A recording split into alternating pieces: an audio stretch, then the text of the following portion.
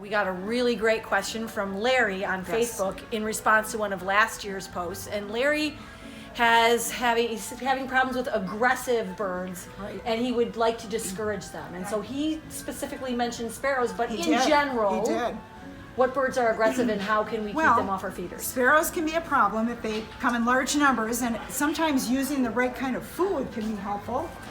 So using black oil, sunflower seed, and safflower, their beaks aren't usually strong enough to crack those seeds. So I would avoid corn and maybe small like millet.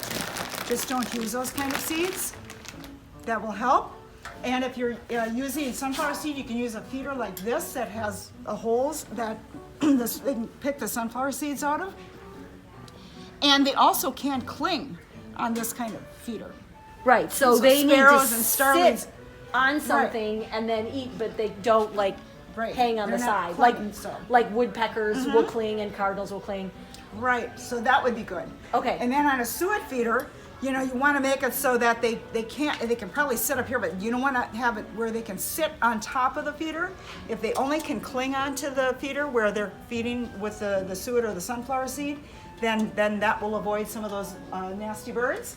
And sometimes if you are trying to avoid things like starlings and blue jays, if you just use a very small feeder, this is one for clingers only, then woodpeckers, nuthatches, chickadees would be able to sit in here, but not the big aggressive birds. So that would be another way of addressing that too. So Larry, I hope that we answered your question, and feel free to ask us other questions if anybody else has them on Facebook. We'll try to respond in a pretty timely manner. Absolutely. And have a happy new year from all of us here at the Bruce Company.